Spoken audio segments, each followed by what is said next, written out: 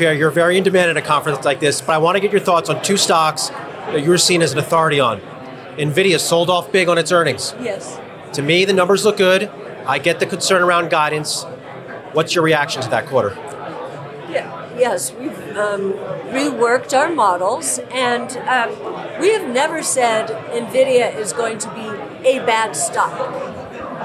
What we have said is we think that the bigger AI plays, now that Nvidia, or let's say back 6 months ago when it was near its zenith, we were saying back then, there are companies out there people don't even understand are the most important AI plays and share gainers in the software space and in the embodied AI space, the physical space. Think Tesla, which is robots, energy storage, AI. So we were very much focused on who NVIDIA was enabling.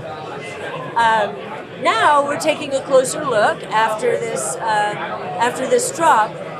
What we are seeing is the hyperscalers themselves are all trying to build out their own chips. NVIDIA still has the lion's share. Even in our model, we battle tested it, dropping it from 80% share in GPUs down to 40% in the next 5 years, and taking its margin structure back down into the 60s, the gross margins from the 70s. We still get a north of 20% compound annual rate of return now. But I think many investors are just asking that question, wait a minute, are they going to lose share? Whether it's to AMD or to their largest customers. Not Intel. No, not Intel. But Amazon has Graviton and Trainium. Google has the TPU. Microsoft, Meta, they are evolving their own chips. So this market won't be NVIDIA's alone, but all praise to NVIDIA for the incredible opportunities it has created. It really got the AI revolution going, and we think it's still going to play a mighty role. We do own it in many of our funds. So NVIDIA to you is still a growth stock? After Colette Kress, the company's CFO, stated late yesterday afternoon that it would take some time for NVIDIA to match the demand for its new Blackwell processor, the company's stock is down 2%. Furthermore, Kress said that a sizable portion of NVIDIA's clients are thinking about creating their own chips, and that it would be quite complex to get export permits from the U.S. government. Kress stated Wednesday in a conversation with a Morgan Stanley analyst that NVIDIA will need some time to fulfill the demand for its new Blackwell processors because of supply constraints. According to the CFO, the company would probably continue to sell both Blackwell and its earlier chips, referred to as Hopper, at the same time. When asked if companies are creating their own chips rather than utilizing NVIDIA's products, Kress responded that practically all of our clients still use NVIDIA's products, even though the clients could believe that they will create their own chips, she added. According to the latter, a sizable portion of NVIDIA's clientele is considering the bespoke chip option. The timing of licensing is unclear, the CFO responded when asked about acquiring export licenses from the U.S. government. Do we have any hope that the licensing will be successful? Simply put, considering the entire world and the number of nations to whom we export is very complicated. Even though we recognize NVIDIA's potential, we are convinced that some AI stocks have a better chance of producing larger profits in a shorter amount of time. So, what implications does this have for NVIDIA's stock? Let's explore that. But first, a big thank you to those of you who've stuck with us this far. Creating these videos takes significant effort and dedication, so if you're enjoying the content, please hit the like button, subscribe to our channel, and share your thoughts on NVIDIA stock in the comments. Your support truly helps us grow. Now, let's get back to the video. Let's continue and take a look at another name, and that's NVIDIA, where you found a bullish trade. Yeah, this is that line in the sand type of stock at this point, Nicole. It's still up, over nearly 40% from year-ago levels, but it's pulled back pretty significantly. It's in correction territory. Those all-time highs that we saw were off about 11, 12% from those levels. Bear market territory off 23%, from all-time highs that we saw. This is DeepSeek news. This is a pullback maybe in AI spending. It's, the market wants more than what Nvidia gave on their earnings event, even though they beat on EPS, they beat on revenue, they raised guidance moving forward. Supply chain issues for Blackwell didn't really come to fruition, but it just seems like investors are kind of pulling away from this stock recently. But we have seen a nice little bump over the last couple days. And I think a trader kind of taking a stand here, because we saw a massive trade in here out in the June 120 strike calls. Trader bought 100,000 of those in one big chunk, one block trade, paid an average debit of $12.14, so the break even just above 132 over the next 107 days is about 12% above the current share price in Nvidia. They also sold out of a long position, it looks like, in the April 120 strike calls.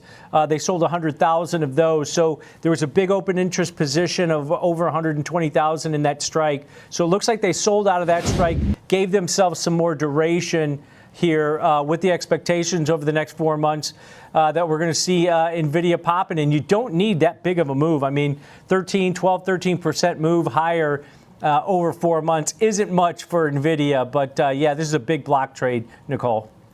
Unbelievable. An Nvidia chart stock price is often seen rising and to the right. That isn't the case at the moment because of the ongoing Nvidia sell-off following the company's earnings. Since the company's fourth quarter earnings results on February 26th, Nvidia's stock has dropped 9.8%. The sell-off has caused Nvidia's decline from its 52-week high in mid-January to reach 24%. As optimism on the momentum name waned, shares fell below the important 50, 100, and 200-day moving averages. Rich Ross, head of technical analysis at Evercore ISI, told me, "I am not giving up on Nvidia, and I don't think we are broken on the charts as we speak." Ross noted that Nvidia's stock is still trading above the early February DeepSeek sell-off lows of about 114. Ross stated that although he still owns Nvidia and believes in the firm, he would be less optimistic if the DeepSeek lows were broken.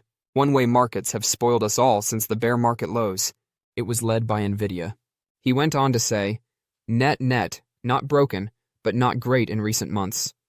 Indeed, the bears on Nvidia's stock were released by the company's most recent earnings. As it struggles to ramp up production of its new Blackwell chip, the business stated that it anticipates gross profit margins of 70.6% to 71% in the first quarter.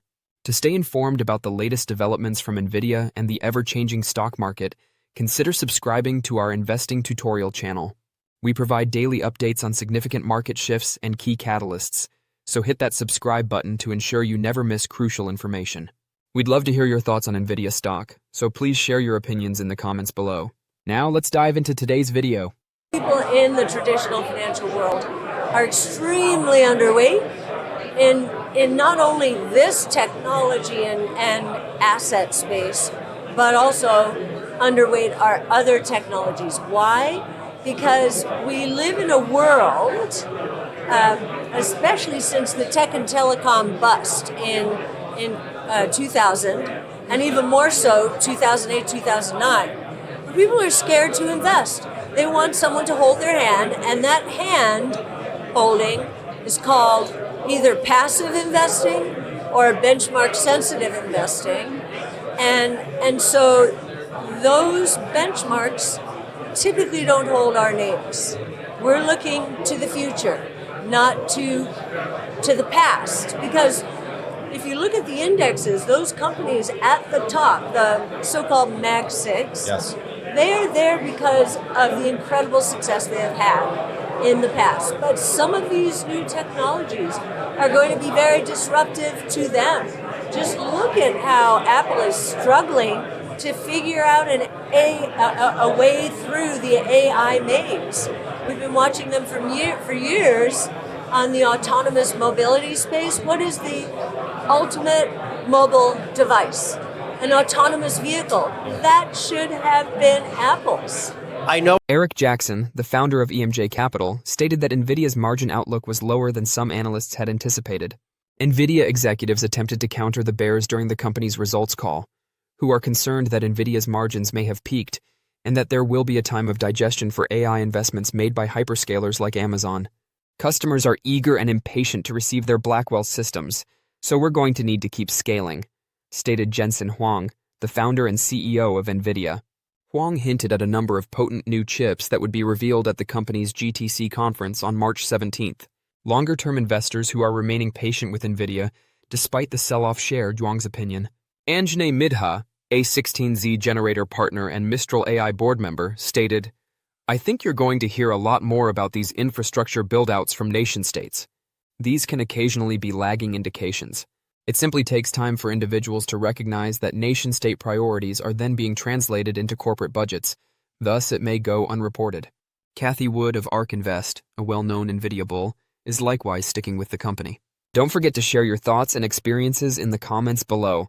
Your input helps create a more knowledgeable community where we can all learn and grow together in the world of investing. Stay up to date with the latest market trends, insights, and key updates by subscribing to Investing Tutorial. We're here to help you make smarter investment decisions and stay ahead of the curve.